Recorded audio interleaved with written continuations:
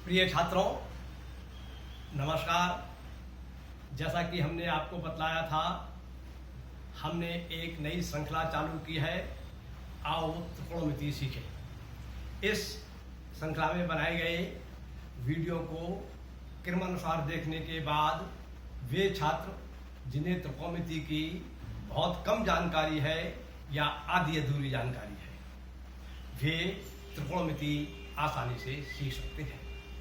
Clear. एक दूसरी बात यह है कि इस श्रृंखला के अंतर्गत जो वीडियो मैं बना रहा हूँ, उन वीडियो को देखने के बाद यदि उससे संबंधित प्रश्नों को अधिक मात्रा में करके आप अभ्यास करना चाहते हैं, तो उस वीडियो को मेरे व्हाट्सएप नंबर 94 125 17 959 पर शेयर कर दीजिए। जब आपके लिए आपके द्वारा भेजा गया वह वीडियो मेरे व्हाट्सएप नंबर पर आएगा, तब मैं समझ लूंगा कि आपको इससे संबंधित प्रश्न पत्र चाहिए। वह प्रश्न पत्र मैं आपको भेज दूंगा व्हाट्सएप के द्वारा, फिर उसको हल करके आप मेरे पास भेज देना। मैं उसको चेक करके और उसका हल आपके पास भेज दूंगा। इस प्रकार से ये श्रृंखला निरंतर चलती रहेगी और आप त्रिकोणमिति आसानी से, सही तरीके से और विश्वास के साथ सीख सकते हैं। तो आज उसी श्रृंखला के अंतर्गत आओ त्रिकोणमिति सीखें के अंतर्गत ये हमारा आज का तीसरा वीडियो है और इस वीडियो में हम आपको कुछ सूत्र बतलाएंगे, कुछ संबंध बतलाएंगे। इससे पहले हमने आपको बतलाया था त्रिकोणमिति का जब अध्ययन करते हैं तो हम उसमें 6 त्रिकोणमितीय अनुपातों के बारे में जानकारी करते हैं। एक होता है हमारा, उसको बोलते हैं हम sin x,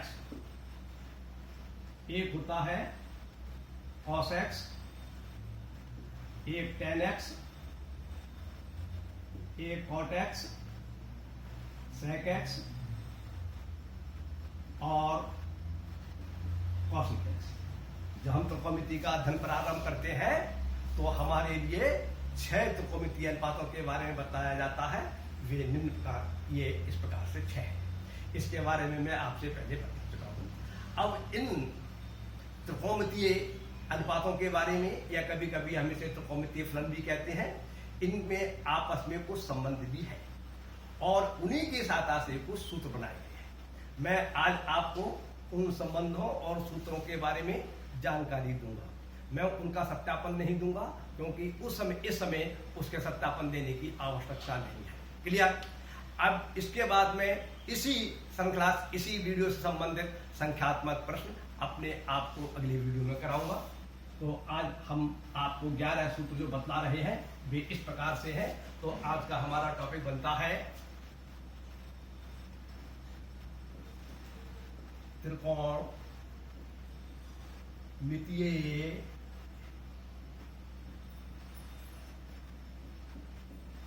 अनुपातों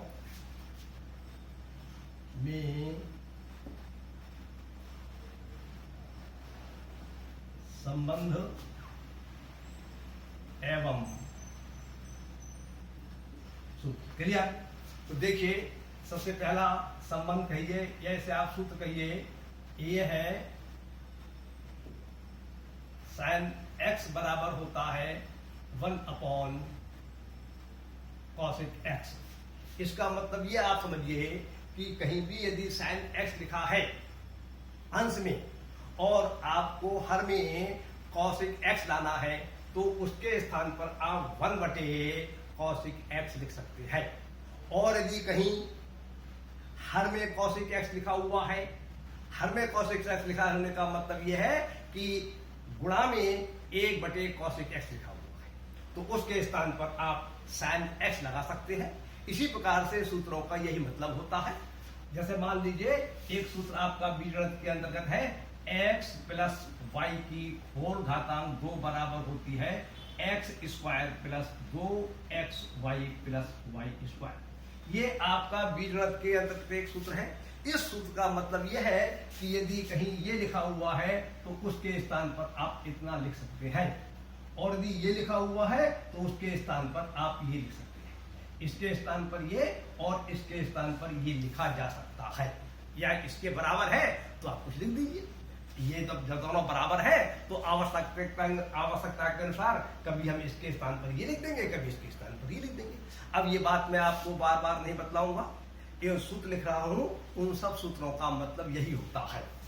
इन्हें आप सूत्र कहिए, संबंध कहिए, सर्वसम्यता कहिए, जैसा भी आपकी पाठ्य पुस्तक में लिखा हो वैसा आप मान लीजिए। दूसरा सूत्र है आपका कॉसिक एक्स बराबर होता है 1/sin x। तीसरा सूत्र होता है cos x बराबर 1/sec x। चौथा है sec x बराबर 1/cos x। पांचवा सूत्र है tan x बराबर 1/cot x। और छठा सूत्र है आपका cot x बराबर 1/tan x। केवल सूत्रों को याद करने से, सूत्रों को रटने से काम नहीं चलता है जब तक उनका आप व्यापक रूप में प्रयोग नहीं करेंगे। इसलिए आपको इनसे संबंधित संख्यात्मक प्रश्न और अन्य प्रकार के जो प्रश्न हैं जिनमें इन सूत्रों का प्रयोग होता है वे भी करना आना चाहिए। और ये सूत्र इसीलिए सीखे जाते हैं, इसीलिए याद किए जाते हैं, जिससे हम इनका प्रयोग करके कठिन प्रश्नों को सॉल्व कर सकें। अब आपका सातवां सूत्र है tan x बराबर होता है sin x upon cos x। और एक आठवां सूत्र है cot x बराबर होता है cos x बटे sin x। अब देखिए, यदि कभी हमें आवश्यकता tan x लिखा हुआ है तो हम अपना प्रश्न को देखने के बाद क्या हमें आंसर लाना है, क्या करना है। कभी तो tan x के स्थान पर लिखेंगे 1/cot x, और कभी tan x के स्थान पर लिखेंगे sin x बटे cos x, कभी sin x बटे cos x के स्थान पर लिखेंगे tan x। तो ये सब बातें जो हैं जब आप इन पर आधारित प्रश्नों को हल करेंगे तब आपको समझ में आएंगे। ये 8 सूत्र आपके होंगे। अब 3 सूत्र और हैं। एक जिसको हम नमा सूत्र बोल ले रहे हैं, ये है sin square x plus cos square x बराबर 1। इसी सूत्र में ये जो LHS में 2 पद हैं, इनमें से एक पद को RHS में स्थानांतरण करने के बाद 2 संबंध हमें और प्राप्त हो जाते हैं। एक प्राप्त हो जाता है cos स्क्वायर x बराबर 1 माइनस sin स्क्वायर x, और एक संबंध जब हम इसको RHS में से sin स्क्वायर x को ले गए तो ये संबंध प्राप्त होगा, और जब cos स्क्वायर x को LHS से RHS में ले जाएंगे तो ये संबंध प्राप्त होगा हमारे लिए sin स्क्वायर x बराबर 1 माइनस cos स्क्वायर x। इसका मतलब यही है कि sin square x plus cos square x के स्थान पर 1 लिख सकते हैं, cos स्क्वायर और 1 के स्थान पर आवश्यकता के अनुसार हम sin square x plus cos square x लिख सकते हैं। cos स्क्वायर x के स्थान पर 1 माइनस sin स्क्वायर x लिखा जा सकता है, और 1 माइनस sin स्क्वायर x के स्थान पर cos स्क्वायर x लिखा जा सकता है। इसी प्रकार से ही है। अच्छा, एक बात आपको और बता दें, ये आवश्यक नहीं है यहाँ पर x ही हो। अगर आपका मान लीजिए कहीं पर sin थीटा लिखा हुआ है तो आप इसके स्थान पर 1/cos थीटा लिख सकते हैं। यदि आपका कहीं मान लीजिए sec 45 लिखा हुआ है, या मान लीजिए sec अल्फा लिखा हुआ है, तो आप इसको 1/cos अल्फा लिख सकते हैं। ये आवश्यक नहीं है कि यहाँ पर x ही होना जरूरी है। ये तो एंगल है, प्रत्येक एंगल के लिए, चाहे वो संख्यात्मक मान का हो और चाहे यहाँ पर कोई व्यापक मान कोई हो, हर एक के लिए सत्य है। यदि मान लीजिए कहीं पर लिखा हुआ है cos a प्लस b, तो इसके स्थान पर आप लिख सकते हैं 1/sec a प्लस। तो कहने का मतलब ये है, ये सूत्र जो है, संबंध जो है, सर्वसम्यताएं जो है, केवल x से मतलब नहीं है। ये तो x यहाँ पर एक हमने जनरल पद लेके, जनरल राशि लेके मान लिया है, ये सभी राशियों के लिए सत्य है। क्लियर? तो देखिए, अब आपका आता है 10वां है sec square x equal to 1 plus tan square x, इसमें RHS में दो पद है, इन दो पदों को में से एक पद हम LHS में ले जाएंगे, पहली बार एक ले जाएंगे और दूसरी बार tan स्क्वायर x ले जाएंगे। तो जैसे ऊपर हमारे लिए सूत्र नंबर 9 में दो नए सूत्र प्राप्त हो गए, इसी प्रकार से इसमें दो नए सूत्र प्राप्त हो जाएंगे। एक सूत्र बनेगा हमारा sec स्क्वायर x माइनस 1 बराबर tan स्क्वायर x, और एक बन जाएगा sec square x minus tan square x equal to 1। Clear? जब हम इसको LHS में ले गए तब तो ये सूत्र बन जाएगा हमारा, जब इसको ले जाएंगे तो ये सूत्र बन जाएगा। तो ये सूत्र और ये सूत्र एक ही सूत्र है, मुख्य रूप से आपका ये सूत्र कहलाता है। ये इससे परिवर्तित होकर सूत्र बन गई, यहाँ पर मुख्य सूत्र ये है, परिवर्तित होकर ये बन गई। अब 11वां सूत्र देखिए आप, 11वां सूत्र है कॉसेक स्क्वायर x बराबर होता है 1 प्लस cot स्क्वायर x।